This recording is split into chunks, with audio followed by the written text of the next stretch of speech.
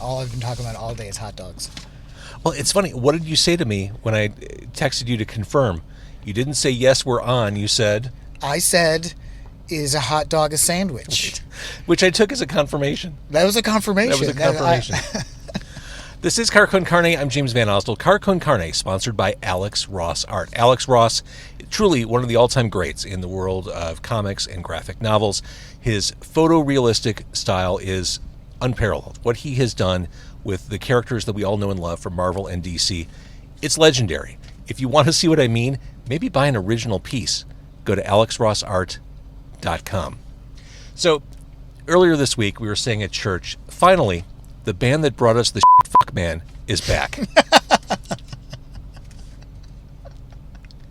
What an opener. The Blue Meanies are back. Concord Music Hall Saturday the 22nd. The Blue Meanies, a band we've only seen less than a handful of times, really, this century. To my right, if you're watching this on Facebook or YouTube, it is Sir William Spunke of the Blue Meanies. Good afternoon, James. Billy Spunk. I've been watching the show from my little hole in Hot Springs National Park, Arkansas, and I've been thrilled to be in the magical car. It is...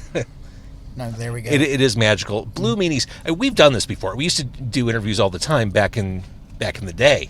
Yes. Back when Blue Meanies were full throttle, so to speak. Yes, indeed. Uh-huh. Yeah, good point. So, what brings Blue Meanies back together for this show? It's an easy story.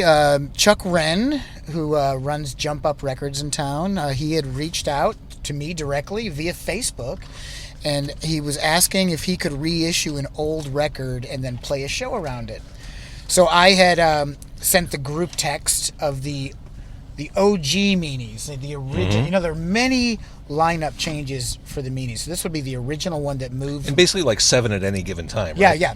This would move from Carbondale, Illinois to Chicago, 1991. So I reached out, and the consensus immediately was absolutely no, that recording will never see the light of day, but we should play a show. And it took me by surprise. You win some, you lose some. There was no discussion. There was no... Everybody just... And these are... The amazing part about this is this lineup hasn't been together in 29 years. This very lineup that will play at the Concord.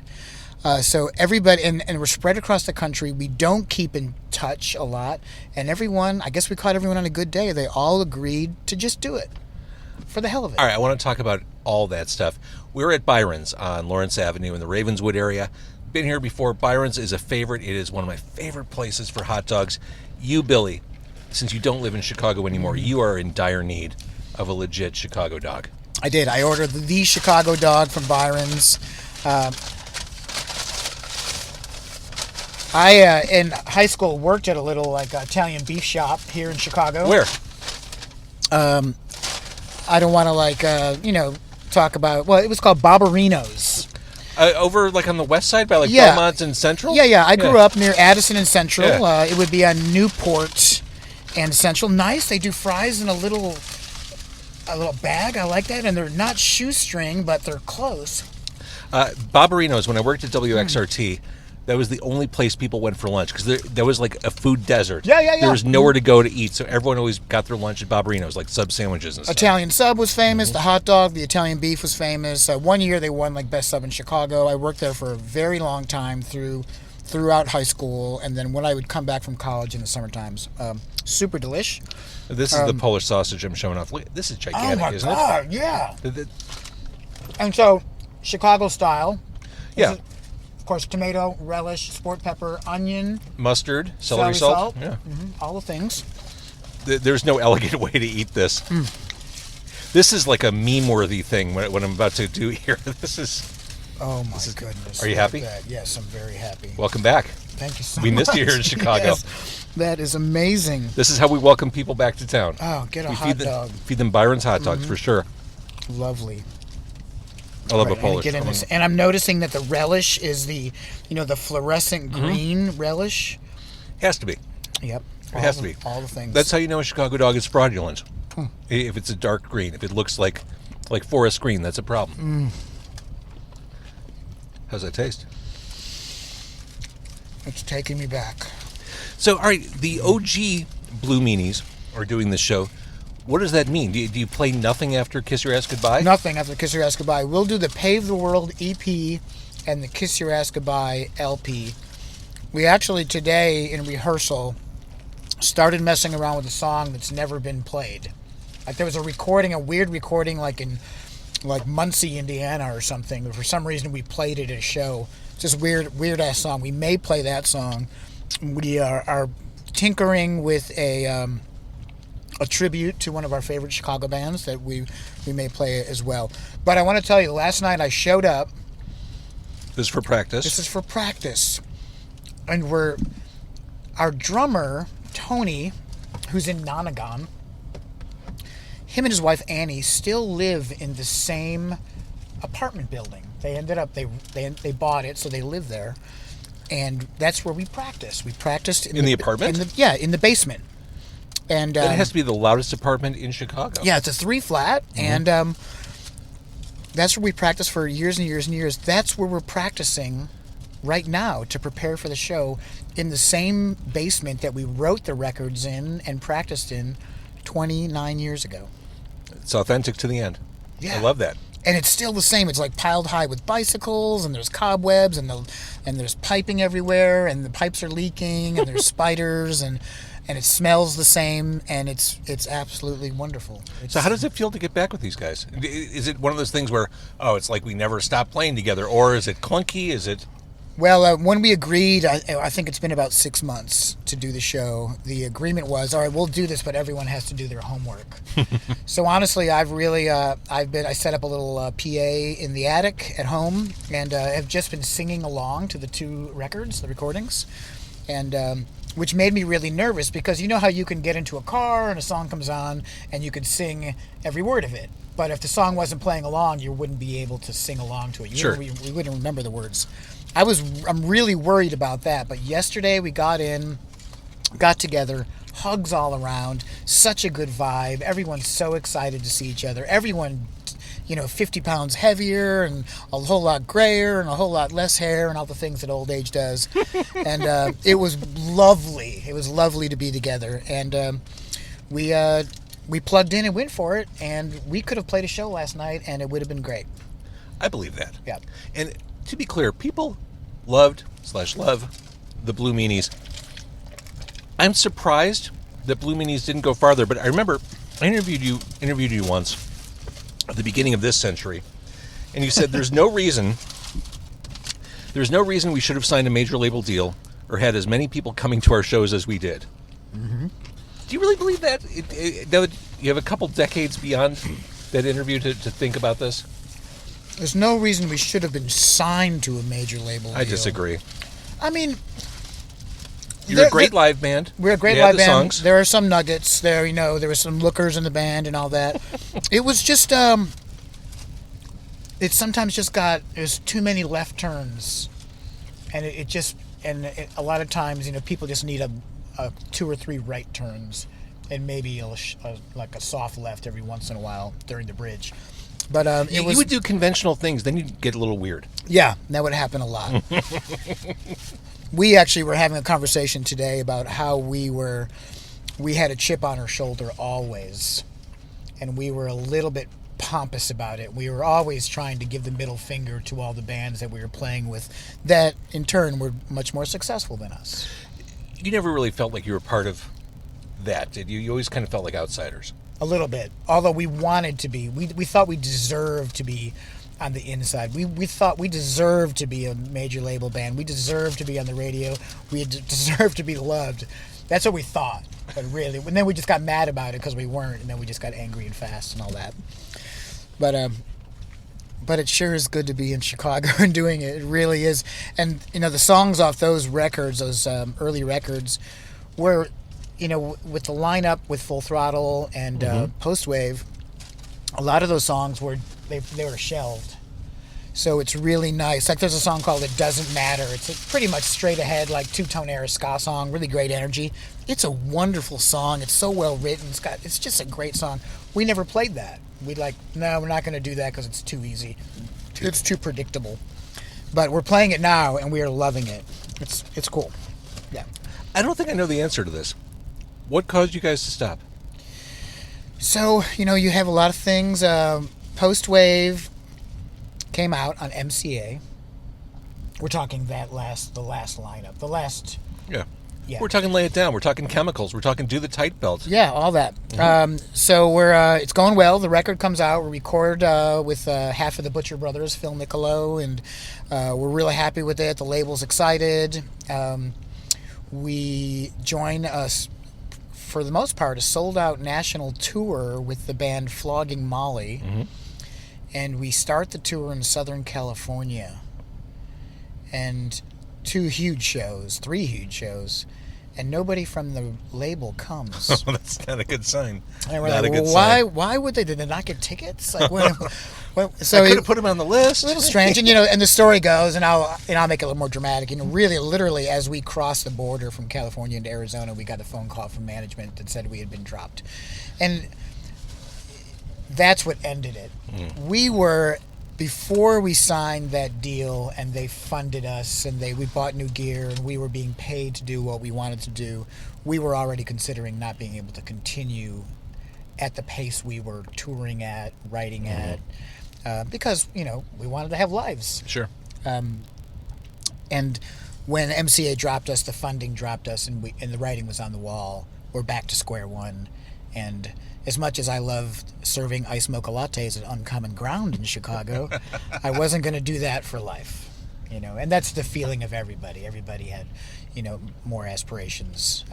So it just ended. So what's your relationship with those last 2 albums? Or Pigs, for that matter? The Post-Wave, which a lot of people are like, what is going on here? It was such a departure from Full Throttle that a lot of people were surprised by it. It really is, its pop sensibility is really closer to Kiss Your Ass Goodbye, the record from 94, 5. But I'm most proud of the Post-Wave record that MCA released for us. And it's because it was the first time that we really sat down, took our time, and tried to write great songs. And it was the first time I really tried as hard as I could to achieve melody and harmony. I hear that. And to sing and be less of like the screaming band in the basement. And for those reasons, I still love the Post-Wave. I still love so many of those songs. She Breathes Fire turns up on so many playlists I create to this day. With Jane Wiedlin from the Go-Go's. Well, and Do the Tight Belt. Oh, such a cool song. That's this podcast anthem. I mean, I'm living on a shoestring. I'm doing the tight belt. I'm performing hold-ups. I'm doing whatever I need to do. That line in there, I love, like something about holding up photo mats or something. I'm not sure anybody understands. Maybe you know what I'm talking about. The reference is perhaps a bit dated in 2023. But that's what it was like, and I love these French fries. These fries, I got to tell you, that Polish was ridiculous. Go Byron. See, here's the thing about hot dogs, and I've said this before. One is never enough. Like, I know you're being a good sport and you're enjoying your hot dog, but it's really just an appetizer. You need to have 2 hot dogs to have a complete hot dog experience. It kind of is. What about Polish? Is it 1 or 2? It's 1, but I mean, you saw how big It's that big, Polish. yeah, That was a it's the size of a hot dog. substantive piece of encased meat. So you guys were always on the road. We established that you were a great live band.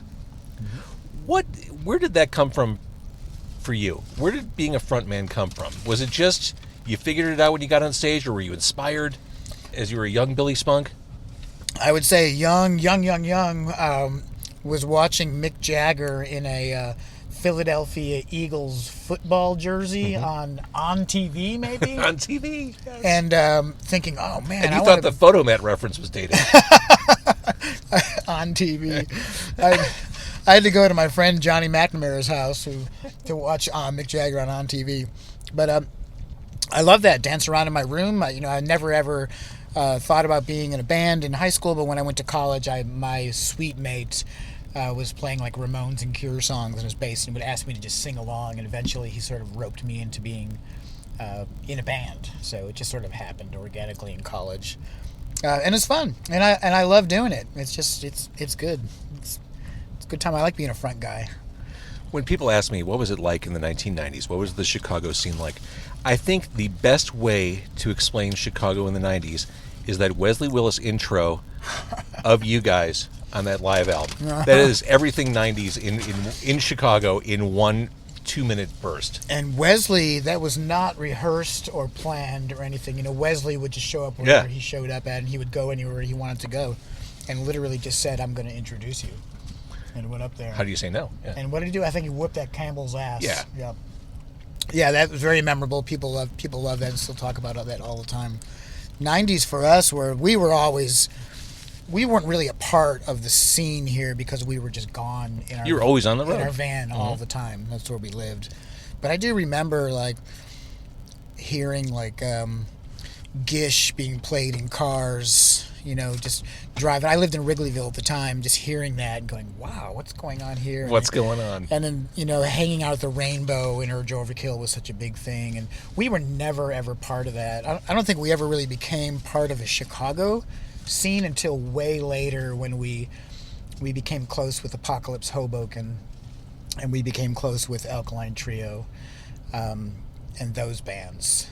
That was the first time we really started, and I think that was sort of anchored in the Fireside Bowl. Mm-hmm. That's kind of... I mean, back when you were starting out, you were doing Club Stadola, was it? Club Stadola at Belmont Essential. I can't talk about a reference. Wow, I think you Phyllis's? Phyllis's. Is Phyllis's still there? Yes. I love it. We should have played there. We should play there tonight. I'm excited. Oh yeah, a little warm up. Yes. So it just clicked with me. There will be no Send Help on Saturday. There'll be no Send Help. Yeah, it's just straight up those old records from those songs from '91 to '94. Same everything. I was just talking with the band, and we were we made a poster. Jay Ryan, the Bird Machine, made a beautiful poster for us, and we have no plans how to sell it. And we were just discussing, well, everyone wants to use Venmo. We're not a band or a business, so we can't. So we're saying, I guess it's going to be cash only. And everyone's like, cash no, only. You can't do that. Nobody has cash. We actually called the Concord to see if they had an ATM machine, and they don't. Yeah, you can't do cash. Maybe get Square, get one of those little attachments for your phone so people can... Well, we're just talking about the business of it, since it's going to be a tax thing. There is no business right now. It's just, it doesn't exist. So, I don't know. So we're talking about spray painting cardboard signs for merch signs and just doing cash only, like it would have been in 1994. Why don't you treat it like a monetized society and trade goods and services? Totally. Listen, we should barter. Yes. I will clean your home in exchange for this handsome Bird Machine gig poster. But we may post on socials tonight saying, listen, it's cash only. You're going to have to bring cash for this very limited amount of T-shirts and posters that we have. How old school are you? Photomat, on TV, no fucking credit cards. No iPhones. No iPhones. But we go back to that era. There were no iPhones. There were no flip phones. I don't even think there were pagers yet. So I mentioned that you're not going to play Send Help. I get it. Mm-hmm. What you are going to play is Acceleration 5000. Yes, we are. Mm-hmm. It really doesn't matter what you're doing on stage. That's one of those. That's Freebird. Yeah, that song was Asian Man Records out of the Bay Area in California released it on the Misfits of Ska record, which was a national comp, and it kind of launched us to the top. In fact, the comp was. We led it. It was the first track on the comp.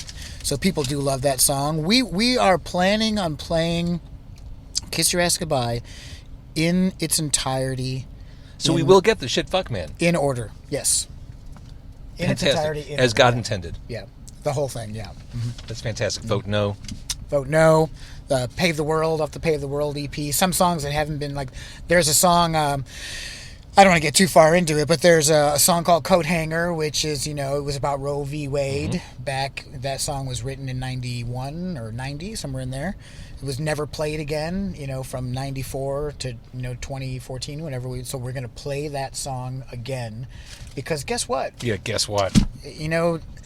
So much has changed. Yeah, there's iPhones now and all this new technology and new ways for all us to communicate, but the problems seem to be the same. Seem to be the same, and in some cases kind of worse. And in some cases kind of worse. Right, yeah.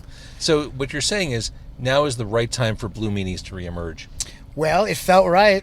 It felt right. I was like listening to the songs, like revisiting them when I was rehearsing by myself leading up to this. Like songs like Blah, Blah, Blah, and just about the political process and the noise we hear out of these talking heads is still relevant. Tread, still very relevant. Johnny Mortgage, I referenced Johnny McNamara, who, you know, him and, you know, he hung out with us by Barbarinos. And that's really about him. He was the first one in our crew to like get married and have kids and get a job. And that's what, you know, Johnny Mortgage is sort of inspired by Johnny McNamara. So, who's still up there in the Northwest Side. Fabulous. Yeah, love me some Johnny McNamara. So, I mean, the obvious question, and I'm sure you have a prepared answer for it. Here you are on stage with the Blue Meanies. You've been rehearsing. You've been singing. Do you have the itch to do something more regular again? No, I don't. You know, the joy of this show is that doesn't exist, that the entire business equation is not part of it, that we're really just coming together to be together. We didn't even really need to do a show. And that's the way it was when you started. And that's the way it's out of it. You know, as any artist succeeds, you know, no matter if it's music or painting or whatever, they have to learn commerce, and there's just that fine line between art and commerce and fun and getting things done the right way to succeed. And I don't want to do the business part anymore. I get that. We were just having a discussion though, after today's rehearsal, about is there anything more after this? And the discussion led to we'd consider it if we could write some new material. It didn't have nothing to do with touring or even recording. Well, that, of course, they would lead to, or performing. It had to do with like, can we write some new material? Well, and I've got to think. I know it's much easier to do in the present day than it would have been had you had that inclination in 2010. Yeah, because we're all now spread out. You know, Jay Vance is in San Francisco, Jimmy Cooley's in Las Vegas, John Paul's in St. Louis, I'm in Hot Springs, Arkansas. There's 3 here. Jimmy Flame's in Austin, Texas. So we're spread out. So we have to do it, digitally. Which, via the internet. Yeah, I mean, everyone does it that way. You could certainly do that. Yeah. All right, but short term, we get early, old school Blue Meanies. Yes. A chance before you guys come on for people to claim that they were there in those early shows. Yes. And when we announced this, what was really felt great to me is so many people were chiming in, texting me, calling, emails, socials, were saying, holy shit, the Meanies are getting together. You need to fly in. Let's meet in Chicago. So there's people coming from all over the country, not only to see us, but to be together. Right. It's that sense of community that every band hopes to create. Yeah. And then we sat and we're like, okay, how many 50 tickets are we going to sell? And the show's near sold out right now. That's it. Concord is no small venue. No, it's not. Yeah. What a fun night. All right, Concord Music Hall, Saturday the 22nd. Pave the world. Kiss your ass goodbye. The era that launched Blue Meanies, that put them on everybody's radar. Excellent, yeah. And this is going to be so much fun. And we'll be bartering T-shirts for oxygen tanks. I'll trade you this rug. You can give me some. This rug would look lovely in your front hall. Please give me the bird machine. Oh my goodness, yes. I'll trade you a bird for the bird machine poster. Anything goes. Cash only. This is great. Billy Spunk, I'm so glad we got to do this. I'm so glad I got to feed you a hot dog.